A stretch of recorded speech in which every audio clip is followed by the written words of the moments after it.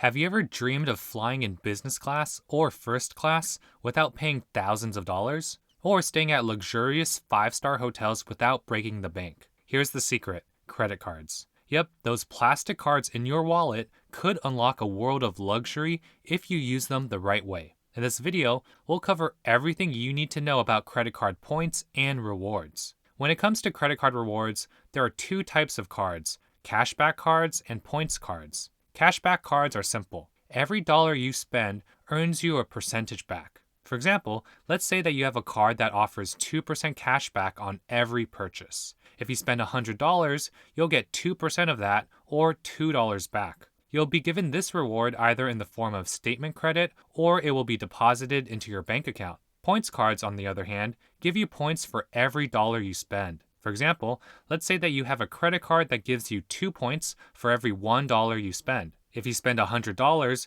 you'll earn 200 points. How much are these points worth? The answer depends on what you use these points for. These points could be redeemed for cashback, travel, gift cards, or online shopping, and are generally worth anywhere from 1 to over 10 cents per point. So, if you had the choice between a 2% cashback card or a points card that earns 2 points for every $1 spent, which is better? With a cashback card, you'd get $2 back for every $100 spent. With a points card, you'd get anywhere from $2 to $20 in value. Generally, points are more valuable than cash back if you redeem them for the right rewards. To get one of these credit cards, you'll need to complete an application. This is a short online form that takes about 1 to 2 minutes to complete. You'll be asked to provide information such as personal information, which includes your name, date of birth, and social security number, employment and income details that includes your employer's name, your occupation, and annual income, and finally financial information that includes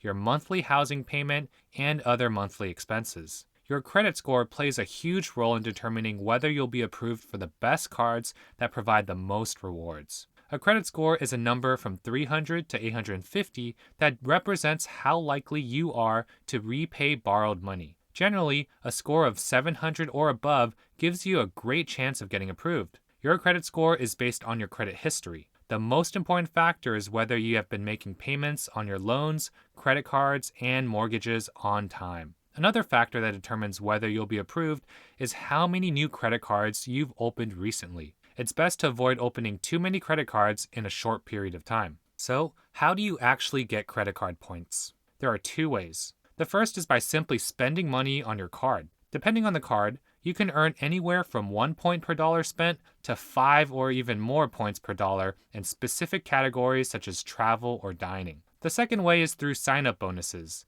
This is a promotion that credit card issuers offer for new customers to encourage them to apply for and use their cards. For example, a credit card may offer you 60,000 points if you spend $4,000 in 3 months. For most people, the majority of their credit card points will come from these sign-up bonuses. Here's an example that illustrates this. If a credit card offers 2 points per dollar spent, you'd need to spend $30,000 to accumulate 60,000 points. Instead, you could have gotten 60,000 points through a sign-up bonus by only spending $4,000 in 3 months. Now that you've got your points, how do you use them? You have several options. Remember, you want to maximize the value of your points. To be better than a cashback card, you need to be getting better value than 1 cent per point. One of the easiest ways is using points for a statement credit or cashback. However, you're generally only going to get at most 1 cent per point out of this. You can also redeem points for gift cards from a variety of retailers.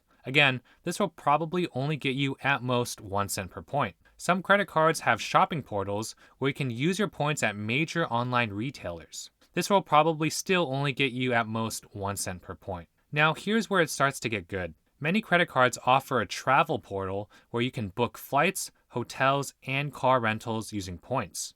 A travel portal is just an online website. If you do this, you could get anywhere from 1 to 1.5 cents per point. For example, if you are booking a flight, you may have the option to purchase it for either $120 in cash or $8,000 in points. If you book with points, you'd be getting a value of 1.5 cents per point. Next is what is considered the best way to redeem your credit card points. Many credit cards allow you to transfer your points to airline and hotel partners. This is how you get the best value. anywhere from 1 to over 10 cents per point. For example, let's say that your credit card lets you transfer points to your favorite airline at a 1-to-1 ratio. So if you have 50,000 credit card points, you can transfer them over to have 50,000 of that airline's points. Suppose you are booking a business class flight from San Francisco to Tokyo. You may have the option to purchase it for $3,000 in cash or $50,000 in points. If you book with points, you'd be getting a value of 6 cents per point. In general, using points to book business class flights, first class flights, and luxury hotels gives you the highest value in terms of cents per point. However, this often requires some work. You'll need to go to various travel partner websites, look up the point redemption values for flights or hotels, calculate which one gives you the best value, transfer your points over, and then book them with the points. There are some credit card point search tools that you can use that will help you do this, but you'll have to pay a subscription to use them. There are costs of using a credit card. It's not all free luxury flights and hotel stays. First, some credit cards have an annual fee. You'll pay this amount every year regardless of whether or not you use this card. For example, some premium cards can charge up to $500 a year. However, these cards can provide benefits or rewards that outweigh this cost. The second cost is interest. If you don't pay off your credit card balance every month, you'll pay interest. This can be as high as 20% or more per year. You now know everything you need to know about credit card points and rewards. You're ready to start traveling in luxury without spending thousands of dollars. If you found this video helpful, make sure to subscribe to our channel for more tips on personal finance and maximizing your money. Also, check out our video that teaches 30 years of personal finance knowledge in under 30 minutes. This is the video that shares everything I know about investing, saving, and taxes that helped me build $1 million in net worth before age 30. Click on that video here or find the link in the video description below.